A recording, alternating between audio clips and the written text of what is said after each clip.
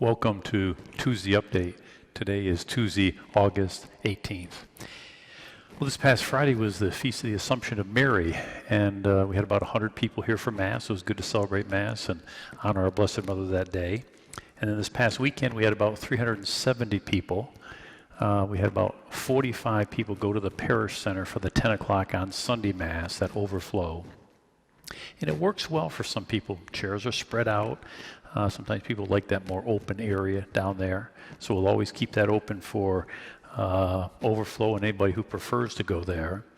And I saw this weekend a lot of new faces. I think some people are deciding to come back and feel safe in doing so. So it was good to see some new faces that I hadn't seen since March. Our priority right now is opening our school, and in a minute I'll ask Danielle Cox to give us an update on the school, but I just want to let you know we're focused on getting that school open and getting it safe. And once we do that, we're going to return to having a couple of daily masses per week. We want to start slowly and get back into daily mass. So that'll be happening after we get our school open, maybe somewhere in that mid-September timeframe. Really appreciate your generosity this past weekend. We had a tremendous turnout of food for our food pantry. Remember, we normally go to Sacred Heart in Albany, but they had enough food because of your generosity in the past. But St. Mary's in Albany needed food, so they were the recipient of your generosity. But I was out there kind of helping load up cars. We had a tremendous number of cars. I wish I got a picture of it. They were all packed full by the great outpouring of food that you brought, so thank you for your generosity. We are going to have our religious education programs this fall. Remember, it breaks down as follows. So our K-5 program, parents are going to have an option if you want to do it virtually or you want to bring your children in here on a Sunday morning. If you go to our website and just scroll down to the button that says religious education and click on there, there's a little video there, a little update video that I think that'll help you. We are going to need parents to register their kids because we've got to order books and know how many are going to be doing which, whether it be virtual or in class here at St. Pius. So take a look at that. And also, parents, remember the Remind app that you have. Go and update that because there's some information on there I think you'll want to see. And then for our middle school and our high school and our confirmation programs, we haven't quite figured out what we're doing on that yet. But stay tuned and we'll have some information for you very shortly on how we're going to do those programs. You know, we are I am so pleased that we can live stream our masses and events as a way of staying connected to you. Brian Hoffman is our organist, and he's the brains behind the operation. And I'm very grateful to Brian. He spends a lot of time because what happens is this whole live streaming thing, it's constantly changing. It's a moving target. And so we are doing things differently. Brian's making updates. So as of today, we have 3 ways that you can watch us. Okay, so on our website, you can watch us, and that's live. You can watch us on Facebook, and that's live. Or you can watch us on YouTube. But that's always a 30-minute to a 60-minute delay from the time we do it live here.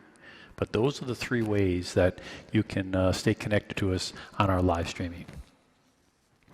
This weekend, we are going to have a second collection. Every year, we do the Catholic Home Mission Collection.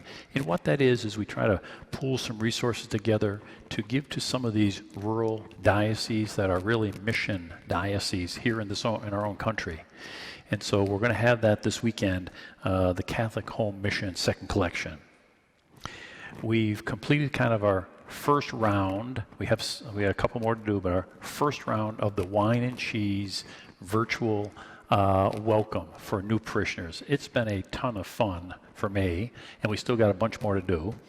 And those are all those families that have joined since last October. And if you're thinking about joining our parish and you have an interest in doing that, go to the website and just join on the website, and we'll include you in our little virtual wine and cheese welcome. We'd love to get a chance to meet you, tell you a little bit about St. Pius. Our construction project, no new news since last, maybe 3 weeks ago. We're still thinking we're going to be able to get started in September. That's the goal. I think it's going to be very exciting. Timing-wise, it's perfect because, we can't do anything probably for the next 6 to 8 months anyways with this COVID, and that's when the construction will be going on. And then a year from now, when hopefully we're beyond COVID, we can open up our new Parish Life Center, and we're going to have opportunities for us to gather as a community and also opportunities for us to learn more about our faith. And those were some of the main reasons we wanted to do that, Parish Life Center. We have talked about saints. That's been one of the things that we've talked about in the past. And this Friday is the anniversary of our patron saint, St. Pius X. It's his feast day. And many of you remember his statue is right over here, St. Pius X, right here in our church. And it's interesting, many of you know the history, but if you don't know the history, our parish started on Route 9, the little church on Route 9. And at the time, it was called St. Pius V. But when Monsignor Kerwin bought this 15 acres here in this present campus and began to build the school and plan for the church, that all was happening in the early 1950s. And it was in 1954 that Pius X got canonized a saint. And so because of that kind of the excitement that was all around a new saint being named, Monsignor asked, could we change it from St. Pius V to St. Pius X? And that's how we got our name here. And if you take a look at churches in this country, and if a church is named St. Pius X, there's a good chance it was probably built in the 1950s, because those churches built in the 50s often chose the name St. Pius X. We've been asking some of our ambassadors who are essential to our being able to offer services here at St. Pius. We've been asking our ambassadors, hey, why have you chosen to help us out? And we've asked two of them.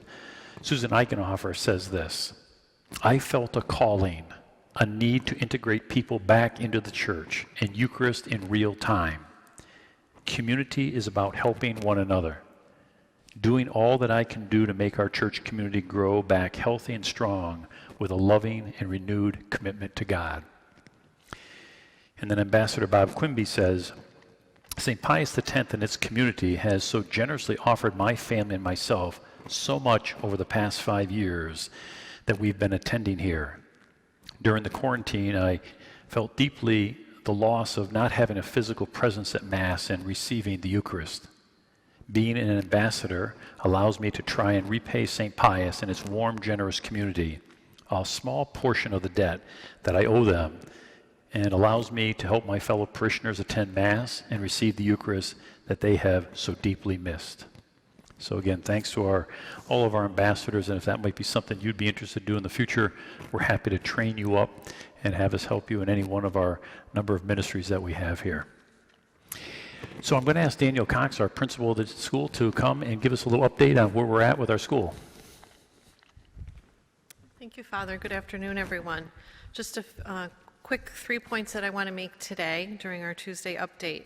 As I've mentioned in the past, we are very excited that we are able to offer full 5-day-a-week in-person instruction for any of students and families who are ready to return to school in person. But along with that, we are also able to offer a remote learning option for families who may need that for either health reasons or living situations. So if you happen to be looking for either in-person 5-day-a-week instruction or remote learning 5 days a week with face-to-face instruction, you can certainly give us a call and let us know.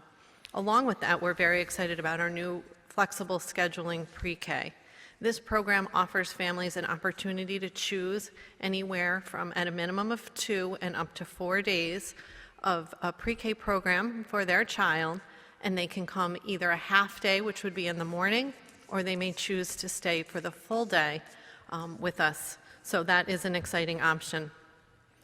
Today, we have our second virtual open house that will be happening in just a few short minutes. If that's something that interests you, I encourage you to jump over either to our school website or to our school Facebook page. You'll find a link there, and you can join us for that virtual open house.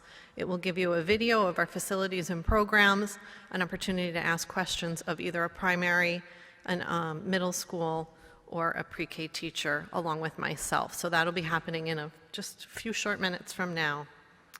Also tonight, I am beginning a series of 3 parent meetings to talk about the reopening of schools. So we'll have our first one tonight at 7 p.m.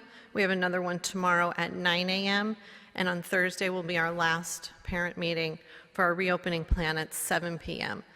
Families have been notified of that, and they should have a link in their email inbox for that. So other than that, that's everything that I have for you today, and I hope everyone has a wonderful week. Thank you, Danielle.